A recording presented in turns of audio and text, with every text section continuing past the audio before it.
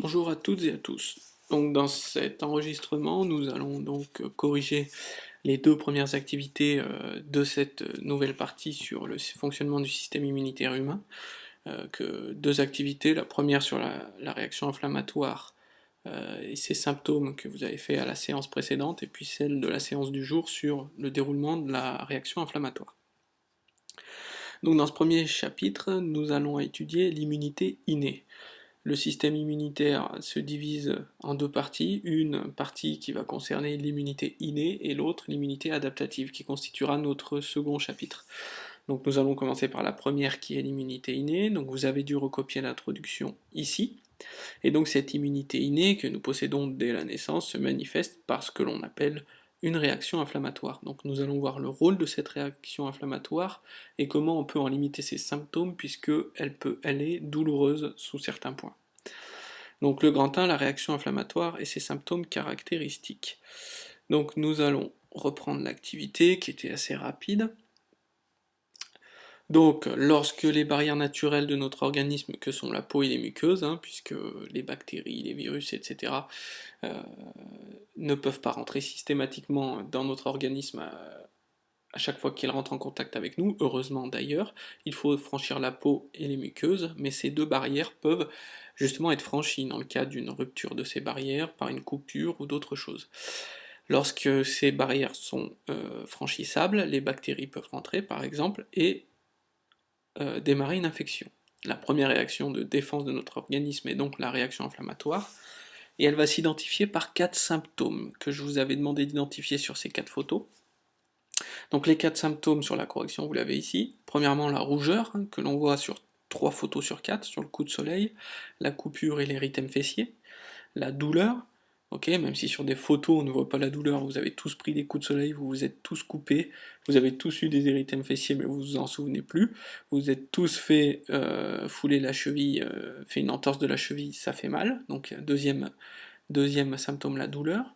Troisième, la chaleur, ça chauffe. Et troisième, le gonflement. Le gonflement, ici on peut le voir sur la coupure, on voit que la plaie est gonflée, et sur l'entorse, puisqu'on voit ici que le pied est gonflé, la cheville est gonflée, et que, pour anticiper sur la suite du chapitre, on voit que le flux sanguin est plus important, il y a plus de sang qui arrive, ce qui explique ce gonflement. On expliquera ça plus tard.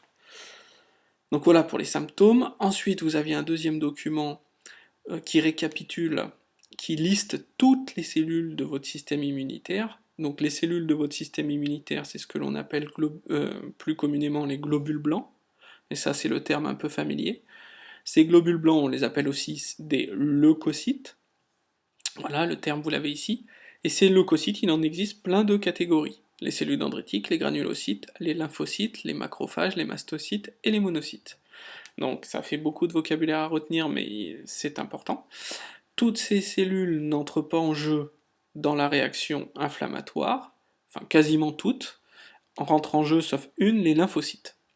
Voilà, les lymphocytes, on en reparlera dans le deuxième chapitre, puisqu'il était écrit qu'ils jouaient un rôle dans la réponse immunitaire adaptative.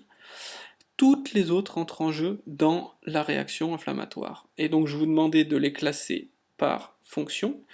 Et donc il y a 3 choses que ces cellules sont capables de faire. La phagocytose, dont on reparlera par la suite, la sécrétion de médiateurs chimiques, dont on reparlera par la suite également, et être des cellules présentatrices d'antigènes, on en reparlera par la suite également. Donc les cellules dendritiques savent faire les 3 choses, donc on peut les mettre dans les 3 colonnes. Les granulocytes savent faire la phagocytose et sécréter des médiateurs chimiques. Les macrophages, pareil. Et mastocytes et monocytes savent faire que la sécrétion de médiateurs chimiques. Alors j'attire votre attention sur une chose, sur monocytes et macrophages, c'est la même chose, mais pas au même moment. C'est-à-dire qu'un macrophage, avant d'être macrophage, il est monocyte. Et donc, par définition, un monocyte, avant de devenir un macrophage, eh ben, il est monocyte. La différence, c'est que les monocytes sont dans le sang et les macrophages dans les tissus. Sont là et se baladent dans notre organisme, on les appelle aussi des cellules sentinelles, se baladent dans notre organisme, ils sont trop gros pour se balader dans le sang. Donc voilà ce que j'attendais pour cette activité. Donc si je reprends le bilan, voilà, La réaction inflammatoire est la première ligne de défense, rapidement mise en place, quelques heures, c'est une réaction innée, car elle est présente dès la naissance, car génétiquement héritée et ne nécessite pas d'apprentissage. Elle se manifeste par 4 symptômes lorsqu'elle est aiguë, aiguë ça veut dire lorsqu'elle est très prononcée. On peut des fois avoir quelques symptômes, mais pas les 4, lorsque l'infection est peu virulente et qu'on arrive à la combattre très rapidement. Donc, chaleur, rougeur, douleur, tumeur, ça c'est pour utiliser un petit peu la même racine de mots, mais c'est ce qu'on a appelé gonflement. La réaction inflammatoire est essentielle, elle traduit l'accumulation de molécules et de cellules immunitaires au lieu d'infection et de lésions, pardon. Elle met en jeu plusieurs cellules immunitaires ou leucocytes, dont certains sont présents dans le sang, la lymphe ou directement dans les tissus où ils pourront agir suite à un signal de danger. Point, elle traduit l'accumulation de... Oui, bah ça je l'ai déjà noté, ça. Donc ça, vous pouvez l'enlever. Hop, c'est déjà noté ici, c'est une erreur de ma part. Et donc j'ai listé les cellules de la réaction inflammatoire, donc les granulocytes, qu'on appelait quelquefois les polynucléaires, donc vous pouviez avoir dans des documents ce terme-là, les monocytes, qui lorsqu'ils sortent du sang pour aller dans les tissus deviennent macrophages, donc les macrophages qui proviennent de la transformation des monocytes, les mastocytes et les cellules dendritiques. Donc vous avez 5 noms de cellules à retenir. Voilà. Alors désormais nous allons rentrer un petit peu plus dans les détails, puisque nous allons passer au grand 2 sur justement cette réaction inflammatoire, comment elle se déroule. Donc on va voir tout d'abord le déclenchement, ensuite une étape particulière qu'on appelle la phagocytose, dont on a déjà parlé tout à l'heure, et puis on résumera avec ce schéma et ce tableau toutes les étapes. Alors le TP que vous aviez à faire, enfin l'activité que vous aviez à faire, premièrement, expliquer comment se déclenche la réaction inflammatoire suite à la pénétration d'un micro-organisme pathogène dans l'organisme. Donc pathogène, je vous rappelle, ou je vous l'explique, ça veut dire qu'il déclenche une maladie. À la lecture de ce document et à la compréhension de ces schémas, la réaction inflammatoire commence par une étape de reconnaissance des éléments intrus de l'organisme. Comment notre organisme va reconnaître les éléments intrus? Eh bien, on s'est rendu compte que tous les éléments intrus, que ce soit des bactéries, des virus, ou des cellules de notre organisme qui sont modifiées et qui doivent être détériorées, comme les cellules cancéreuses, on reviendra dessus après, possèdent à leur surface ce qu'on appelle des modèles moléculaires qu'on appelle les PAMP, pour Pathogène Associated Molecular Pattern, motifs moléculaires associés au pathogène. Et ça, c'est quelque chose d'universel. Tous les organismes intrus expriment ce motif moléculaire à leur surface. Et nos cellules du système immunitaire inné de la réaction inflammatoire, notamment les macrophages, là vous avez une photo d'un macrophage, possèdent à leur surface des récepteurs PRR. Ces récepteurs PRR, pour Pattern Recognition Receptor, vont reconnaître les PAMP. Donc vous avez un certain nombre de cellules qu'on appelle les cellules sentinelles, comme les macrophages ou les cellules dendritiques, ou les granulocytes, qui se baladent dans nos tissus. Lorsqu'il y a une infection, ces cellules vont reconnaître grâce à leurs récepteurs les bactéries ou autres microbes qui essayent d'infecter votre organisme. Et une fois que la reconnaissance a eu lieu, la réaction inflammatoire se déclenche par la libération par ces cellules de médiateurs chimiques. Donc on verra plus tard par la suite à quoi servent ces médiateurs chimiques. Voilà. L'étape clé de cette réaction inflammatoire qui va permettre d'éliminer la bactérie, une fois qu'elle a été reconnue, il faut l'éliminer, cette bactérie, elle est éliminée par ce qu'on appelle la phagocytose. La phagocytose, toutes les cellules de la réaction inflammatoire ne le font pas, simplement il y a granulocytes, macrophages et cellules dendritiques. Cette phagocytose, on remarque sur ces documents qu'au bout de 15 minutes, lorsqu'on cultive des macrophages avec une bactérie, on voit que les bactéries sont fixées à sa surface, et qu'au bout de 30 minutes, elles sont à l'intérieur. Là vous avez une autre photo, vous voyez un macrophage qui a ingéré plusieurs types de bactéries. Ici la souche 1 en rouge et en violet la souche 2. Donc les macrophages, les granulocytes et les cellules dendritiques ont la capacité de reconnaître les agents infectieux et de les ingérer et de les dégrader. On verra plus tard sur le schéma du cours que nous utiliserons les étapes de la phagocytose. On peut le regarder rapidement ici pour que vous compreniez plus rapidement ce dont je veux parler, si j'y arrive, voilà. Donc nos cellules de la réaction inflammatoire vont reconnaître grâce au récepteur PRR les motifs PAMP, ici en rouge, des bactéries. Ensuite, ils vont donc c'est l'étape d'adhésion. Ensuite, ils vont les ingérer, c'est l'étape d'ingestion. Voilà, ils vont faire le tour et ils vont fabriquer une vésicule qui va entourer l'intrus. Cette vésicule va ensuite fusionner avec une vésicule qui contient des enzymes digestives qui vont dégrader la bactérie. Voilà, et la bactérie sera détruite et les débris envoyés à l'extérieur de la cellule. Donc ça, c'est l'étape de phagocytose, donc on a 4 étapes, adhésion, ingestion, digestion, rejet des déchets. Il y a une deuxième étape dont je parlerai plus tard quand on fera Il y a une autre étape dont je parlerai plus tard. Donc voilà ce qu'il fallait noter pour la phagocytose. Hop, il faut que je remette voilà, la correction à côté. Partie 3, donc bilan des différentes étapes. Donc vous aviez une vidéo qui résumait un petit peu tout, et puis vous avez ici un document qui explique un petit peu le rôle de ce qu'on appelait les médiateurs chimiques de l'inflammation. Donc quand on récapitule tout ça, hop, et vous deviez compléter ce schéma, et les numéros correspondent aux étapes qui sont ici, et dont il fallait compléter le tableau. Alors, si je reprends la correction, voilà, donc vous aviez les cellules dendritiques ici, les mastocytes ici, les granulocytes ici, les macrophages ici. Donc, comment ça se passe, la réaction inflammatoire? Première étape, on l'a vu tout à l'heure, c'est la reconnaissance par les récepteurs des cellules immunitaires PRR des motifs moléculaires PAMP.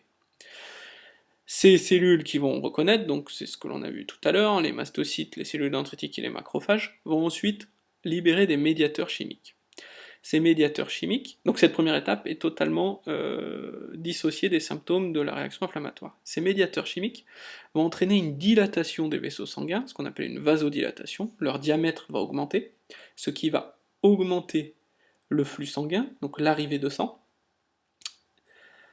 Ces médiateurs chimiques vont aussi augmenter la perméabilité, donc la paroi des vaisseaux sanguins va être perméable, des cellules vont pouvoir en sortir, lesquelles, les monocytes, vont pouvoir sortir comme on le voit sur le schéma ici, vont pouvoir sortir par la paroi du capillaire sanguin, c'est ce qu'on appelle la diapédèse, on verra dans le cours, et une fois qu'ils vont sortir, ces monocytes vont devenir macrophages et vont pouvoir aller phagocyter les bactéries qui sont là pour l'infection. Donc le fait que le vaisseau sanguin soit plus gros, qu'il apporte plus de sang, et ben ça explique la rougeur, la chaleur, le gonflement, et la douleur, parce que les médiateurs chimiques vont exciter des fibres nerveuses, comme vous le voyez ici, qui sont sensibles à la douleur. Une fois que les granulocytes, monocytes, etc. Sont sortis, et devenus macrophages pour les monocytes, la phagocytose peut avoir lieu, c'est la 4e étape. Et ainsi de suite, les macrophages vont à leur tour libérer des médiateurs chimiques qui vont recruter de nouvelles cellules par un apport sanguin, etc. Et donc de nouveau, rougeur, chaleur, gonflement, etc. Donc, et ça va recommencer jusqu'à ce que la totalité de la bactérie toutes les bactéries soient éliminées, qu'il y ait assez de macrophages sur place pour éliminer toutes les bactéries. Donc voilà les 5 étapes de la réaction inflammatoire, et vous voyez qu'il n'y a que 2 endroits où les 4 symptômes apparaissent. Si je reprends la leçon, hop, nous en sommes ici. Donc le déclenchement, j'ai remis tout le topo sur les motifs moléculaires PAMP récepteurs PRR. Donc vous avez un petit schéma ici qui montre que, quels que soient les micro-organismes qui nous infectent, donc là, micro-organisme 1, 2, 3, ils possèdent à la surface le PAMP, et nos cellules immunitaires, comme les cellules dendritiques, les mastocytes ou les macrophages, ont à leur surface les récepteurs PRR qui vont les reconnaître. Voilà. Ensuite, la phagocytose, donc j'ai rappelé les cellules douées de phagocytose, je vous ai mis ce que ça voulait dire. Phago, manger, cytose, cellule. Vous avez le schéma que je vous ai expliqué. Et donc pour anticiper un petit peu sur le chapitre suivant, le chapitre 2, donc je vous ai dit tout à l'heure, première phase adhésion, donc reconnaissance du micro-organisme infectieux, ensuite digestion par les enzymes digestives, et ensuite deux choix.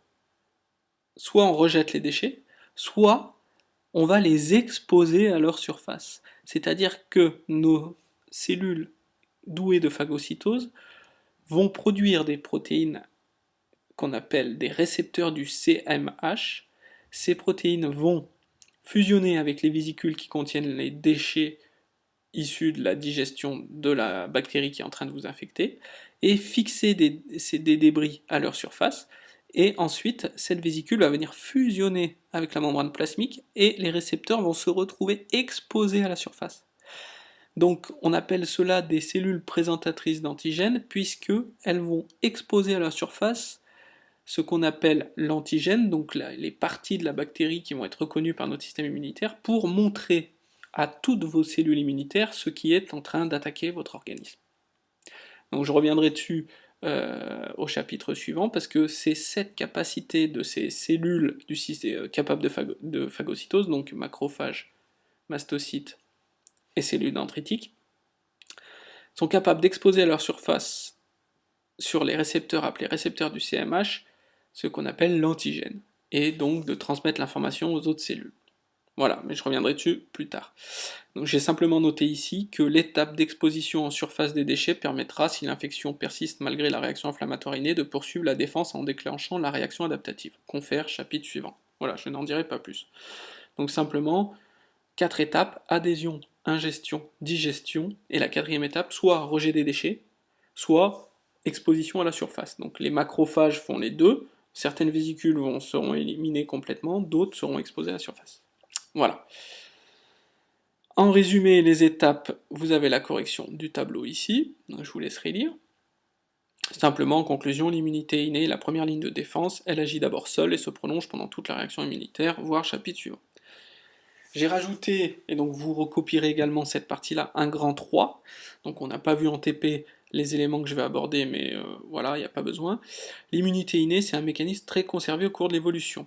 Premièrement, la phagocytose, c'est un mécanisme que l'on va retrouver chez plein d'êtres vivants, que ce soit des animaux, des végétaux ou des unicellulaires.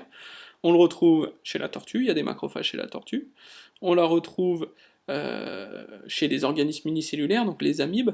Donc là, vous avez l'amibe en entier, et vous voyez qu'elle est en train d'ingérer cela, c'est même son mode de nutrition. Vous avez ici une larve de drosophile, elle est capable de faire la phagocytose. On retrouve la phagocytose.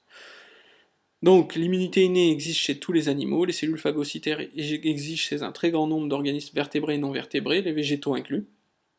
L'immunité innée repose sur des mécanismes d'action très conservés au cours de l'évolution, puisque présente chez de nombreux organismes. Voilà.